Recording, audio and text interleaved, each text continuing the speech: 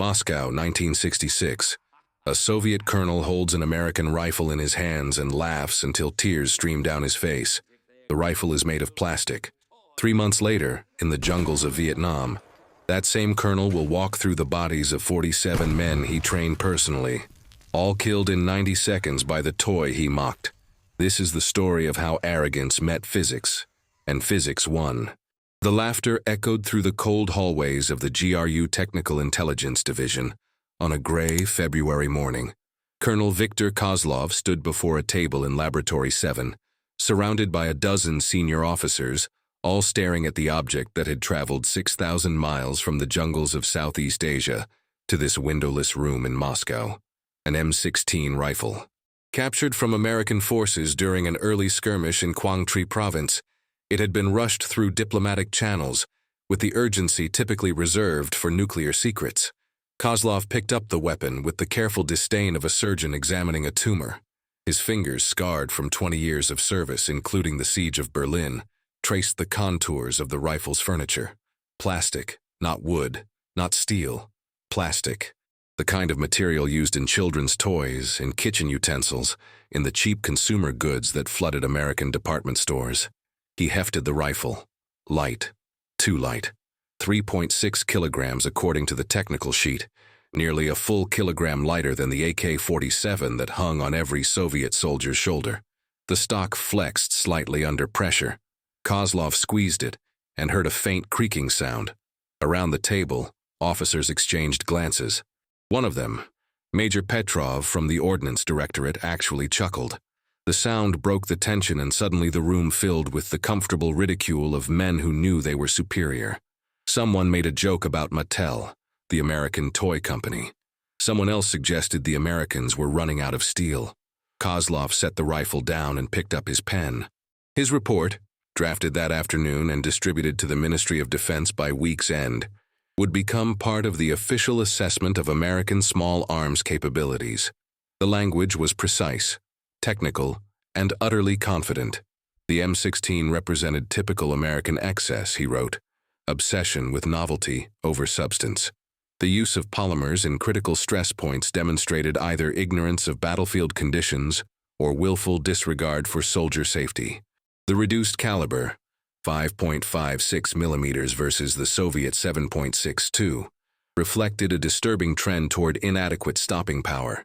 The weapon would likely fail in cold weather, in mud, in dust, in any of the conditions that defined actual combat, rather than the sterile testing ranges of capitalist engineering firms. The AK-47, by contrast, embodied everything a military rifle should be. Mikhail Kalashnikov had designed it in the furnace of the Great Patriotic War, when Soviet soldiers learned that weapons must function when caked in snow, dropped in rivers, buried in rubble. Wood and steel, simple mechanics, loose tolerances that allowed dirt to pass through rather than jam the action. A soldier could disassemble an AK-47 blindfolded. A soldier could drop it from a truck, and it would still fire. This was engineering born from necessity, from the wisdom of men who understood that war was not a laboratory experiment. Kozlov had carried an AK-47 through the ruins of Berlin. He had seen it perform in Korea, in Hungary, in a dozen brushfire conflicts across 3 continents. The rifle had become synonymous with Soviet military power, as recognizable as the Red Star itself. And now the Americans, with their plastic and their gimmicks, thought they could improve on perfection? The arrogance was almost admirable.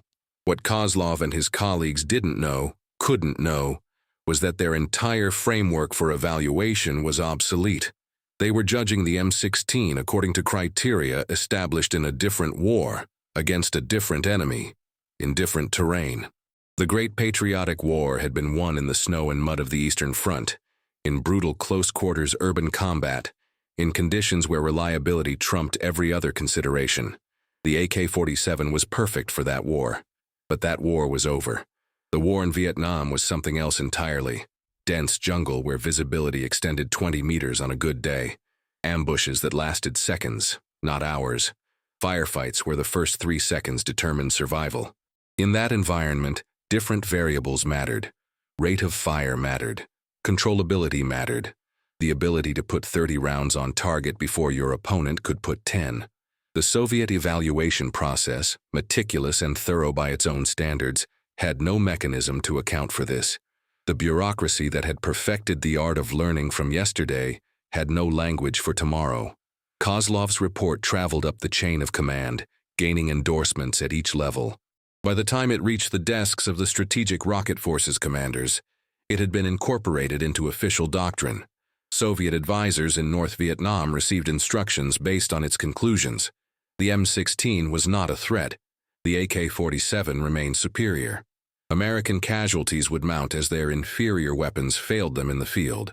This assessment would guide Soviet training, Soviet tactics, Soviet strategy for the next year. And then the jungle spoke. March 7, 1967. The Central Highlands of South Vietnam, where the Annamese Cordillera rises in layers of green so dense that the forest floor exists in permanent twilight.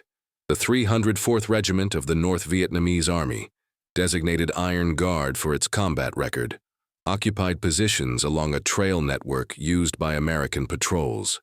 Kozlov was there. Soviet advisors had embedded with the unit for 3 months, training them in advanced small unit tactics, sharing intelligence about American operational patterns, building the kind of elite force that could stand toe-to-toe with Western soldiers and win. The Iron Guard numbered 120 men, organized into 3 companies with interlocking fields of fire. They knew this terrain. They had fought here for 2 years, bleeding the Americans in 1,000 small cuts, disappearing into the green before reinforcements could arrive. Their weapons, mostly AK-47s with some Chinese variants, had been meticulously maintained. Kozlov had inspected them personally the night before. These were not irregular guerrillas.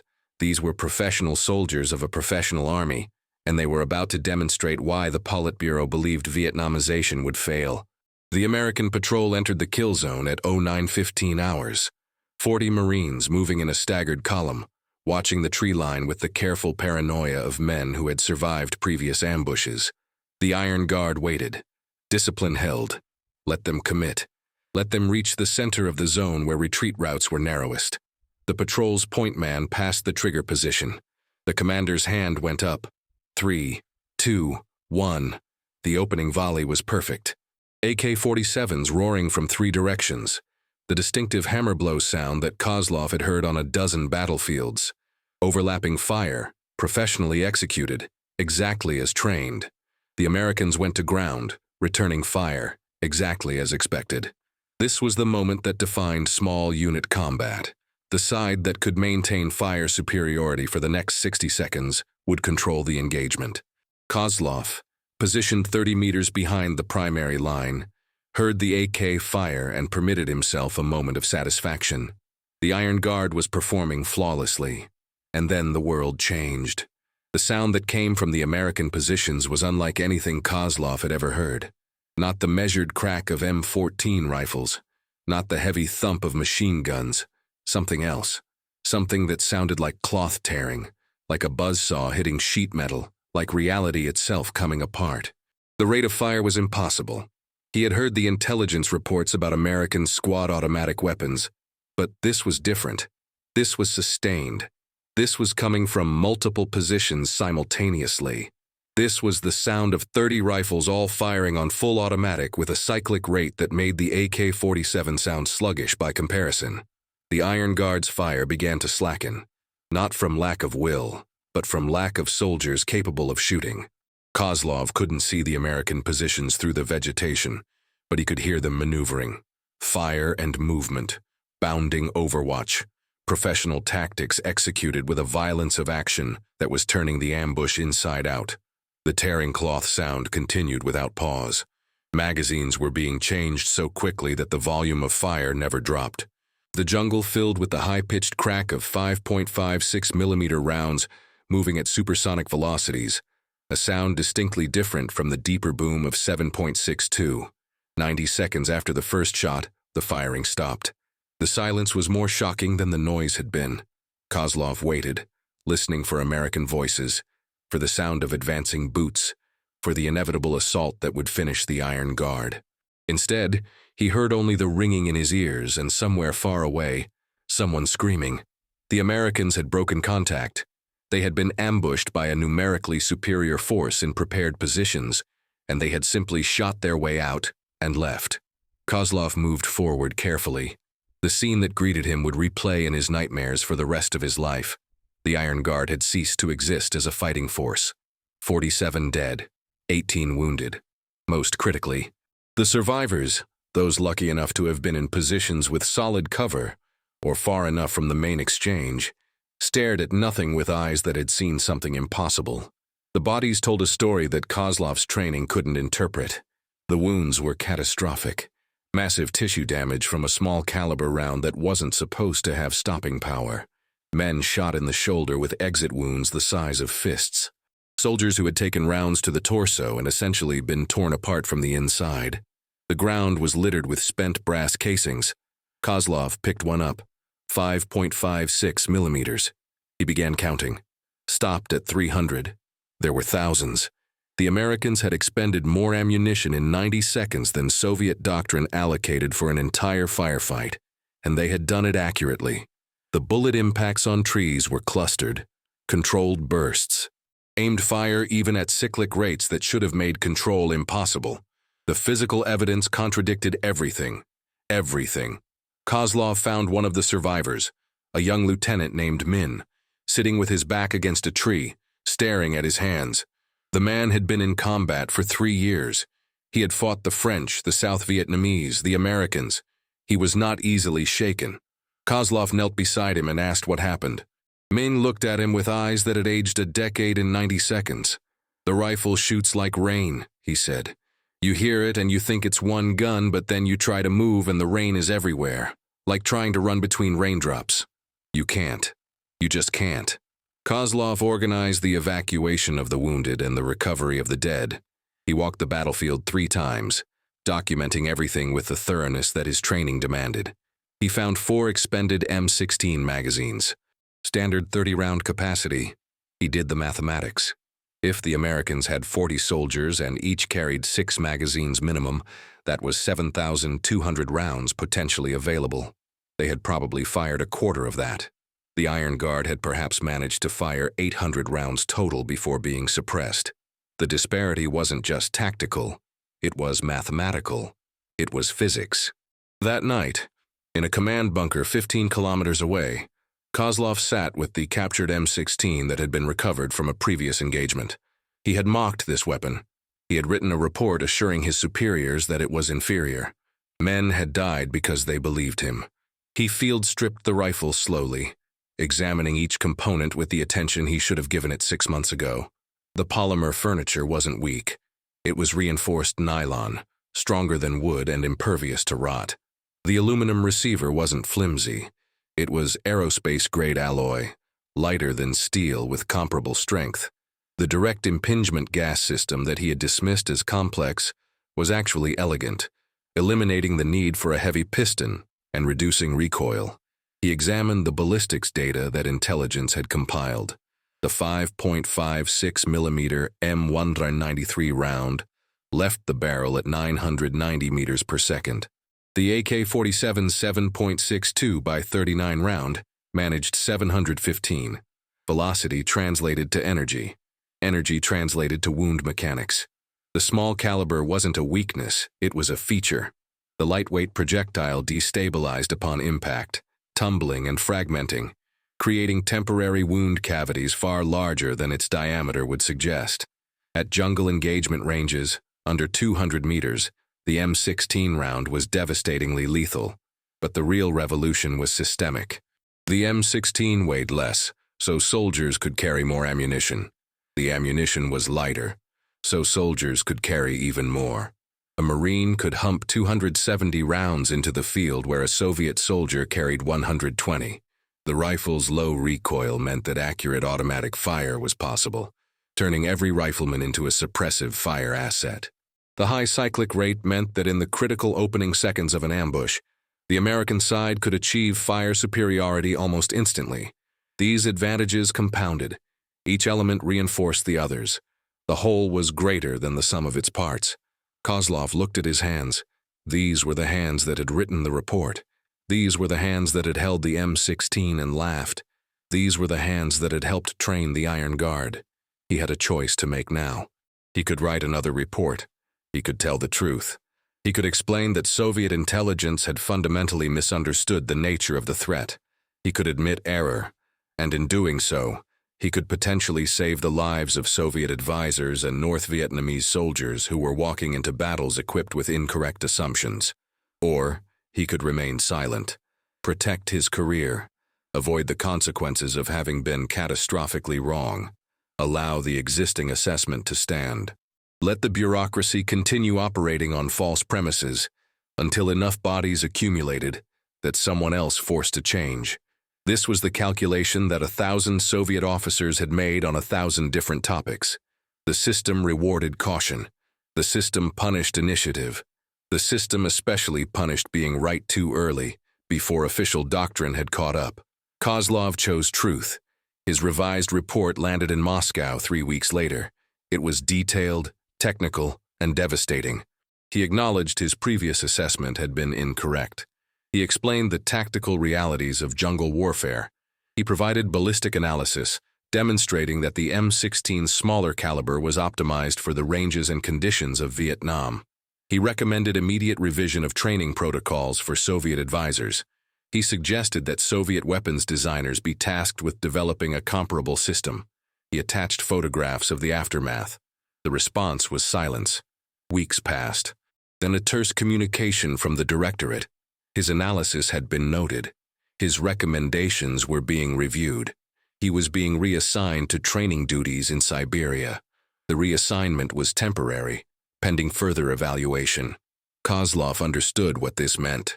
His report had been politically inconvenient. Some general somewhere in the chain had already committed to the existing assessment.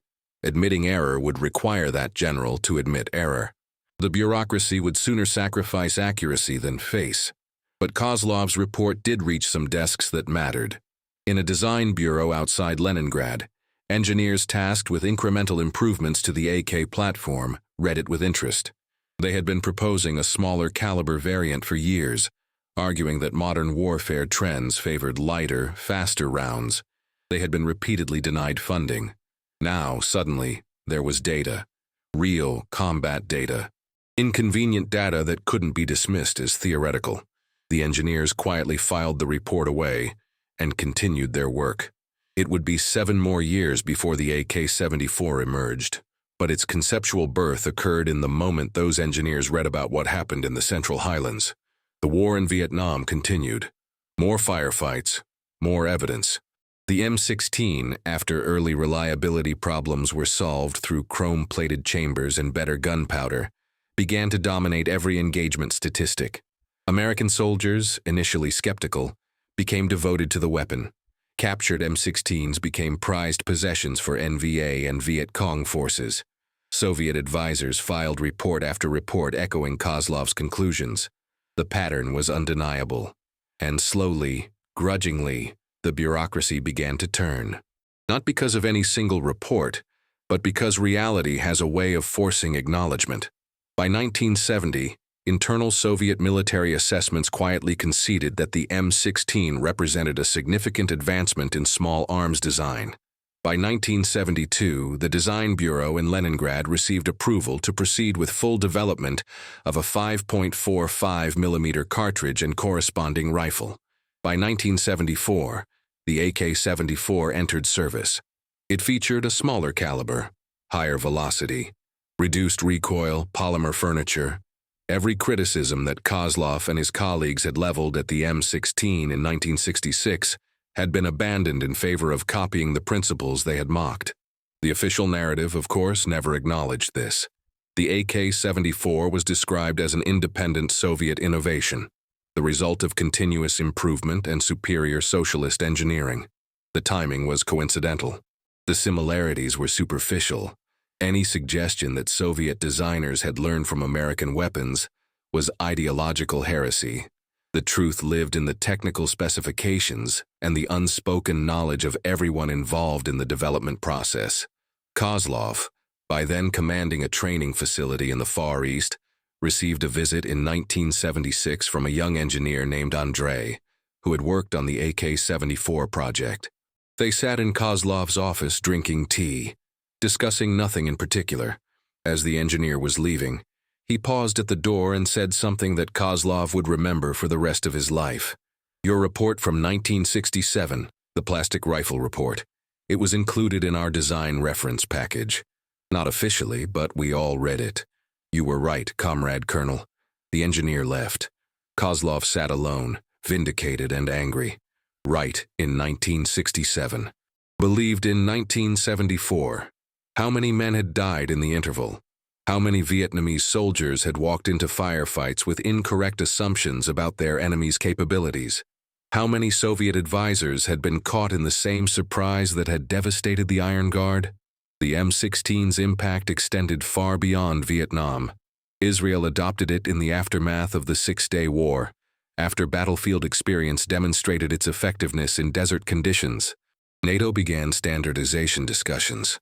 By the 1980s, variants of the M16 and its 5.56 NATO round had proliferated to over 80 countries. The rifle that Soviet generals had mocked as a toy had become the Western standard, reshaping small arms doctrine globally. Every major military began developing or adopting lightweight, high-velocity rifles. The era of heavy battle rifles firing full-power cartridges was over. Eugene Stoner's plastic rifle had killed it. The broader implications were even more significant. The M16 represented a pattern that would repeat throughout the Cold War. American innovation, often dismissed by Soviet intelligence as gimmickry or excess, proving devastatingly effective in practice. The Soviet system was magnificent at perfecting existing technologies. It could take a concept and refine it to brutal efficiency. The AK-47 was proof of that. But the system struggled with paradigm shifts, with innovations that required abandoning established doctrine. The bureaucracy was too rigid, too committed to what had worked before. The Americans, for all their chaos and capitalism and waste, had built a system that rewarded radical experimentation. Sometimes that produced disasters, but sometimes it produced the M16. This pattern extended to every domain of military technology. Soviet radar theory was world-class, but American computing power made stealth aircraft possible. Soviet rocket engines were marvels of engineering, but American guidance systems made precision missiles possible. Soviet armor was thick and reliable, but American composite materials made lighter, more effective protection possible. Again and again, the American innovation model proved capable of leapfrogging Soviet incremental improvements. It wasn't that Soviet engineers were less talented. In many cases, they were more talented, working under more constrained resources. It was that the system they worked within punished the kind of risk-taking that produced revolutionary advances. Kozlov retired from the Soviet Army in 1985, as Mikhail Gorbachev was beginning the reforms that would ultimately unravel the entire structure. He had time, in retirement, to think about the trajectory of his career and his country. The M16 report had been a small thing, really.